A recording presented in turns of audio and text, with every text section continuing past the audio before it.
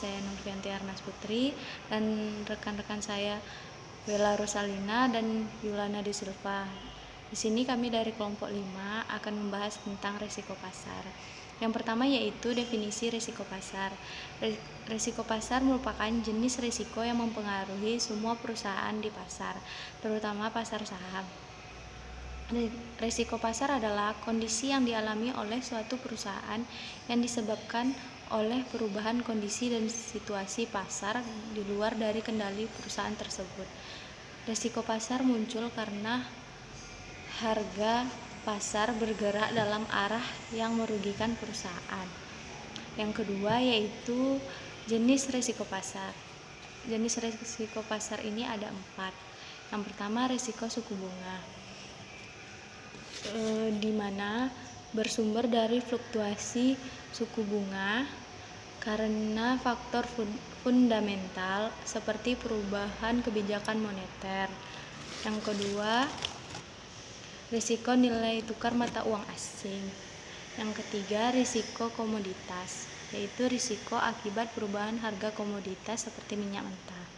Yang keempat, risiko harga pasar saham, di mana risiko yang terlibat dalam perubahan harga investasi saham. Sekian dari saya. Materi selanjutnya akan dilanjutkan oleh Bella Rosalina. Baiklah, saya akan melanjutkan presentasi dari Novi. Nah, saya akan membahas tentang bentuk-bentuk risiko pasar.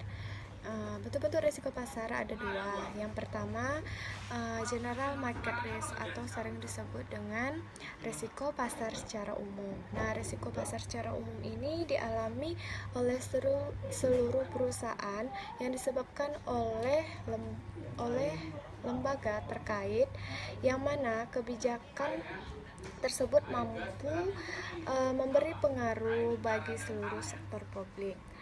Contohnya yaitu pada saat bank sentral suatu negara melakukan kebijakan uang ketat dengan berbagai instrumennya seperti menaikkan suku bunga. Nah, bentuk yang kedua yaitu bentuk risiko pasar secara spesifik atau sering disebut dengan specific market risk. Nah, specific market risk ini suatu bentuk risiko yang hanya dialami secara khusus pada satu sektor atau sebagian bisnis saja tanpa bersifat menyeluruh. Nah, contohnya pengumuman yang dikeluarkan oleh suatu lembaga penilai, di mana lembaga penilai ini memiliki reputasi yang baik dan diakui oleh publik. Baiklah, saya akan melanjutkan presentasi dari teman saya. Kita akan membahas tentang sebab yang menimbulkan terjadinya general market risk atau risiko pasar secara umum. Nah, pertama ada foreign exchange rate. Dalam ilmu keuangan yang dikenal ada 2 bentuk pasar. Yang pertama adalah pasar modal, yang kedua ada pasar uang. Nah, kedua bentuk pasar ini memiliki keterkaitan satu sama lain. Di negara Indonesia, pasar modal berada dalam pengawasan Menteri Keuangan, sedangkan pasar uang berada dalam pengawasan Gubernur Bank Indonesia.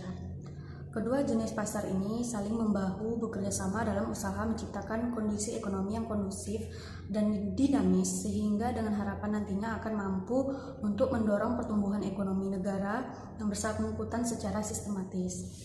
Selanjutnya ada interest rate risk. Nah, risiko ini adalah yang dialami akibat dari perubahan suku bunga yang terjadi di pasaran yang mampu memberikan pengaruh bagi pendapatan perusahaan. Selanjutnya ada commodity position risk, merupakan situasi kondisi di mana terjadinya kerugian akibat perubahan harga barang komoditi di pasar yang disebabkan oleh faktor-faktor tertentu.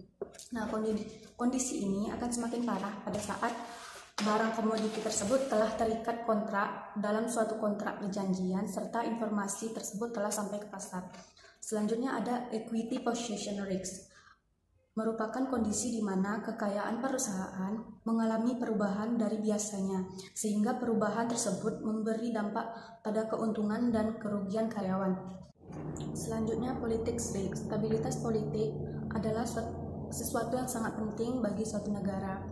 Stabilitas politik menjanjikan terciptanya pembangunan yang berkelanjutan, namun jika pemimpin dan pihak terkait di suatu negara tidak mampu menciptakan iklim yang kondusif dalam bidang politik, maka seluruh pemimpin dan aparatur di negara tidak memiliki semangat kepemimpinan. Nah, kondisi ini bila terus terjadi, maka akan terjadi krisis kepemimpinan. Selanjutnya, faktor-faktor yang mempengaruhi terjadinya gejolak harga di pasar.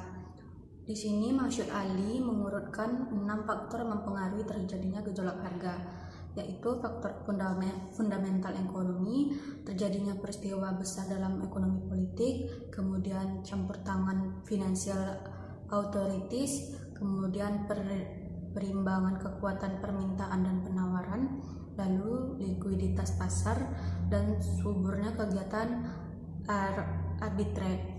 Oke, sekian penjelasan dari saya. Terima kasih.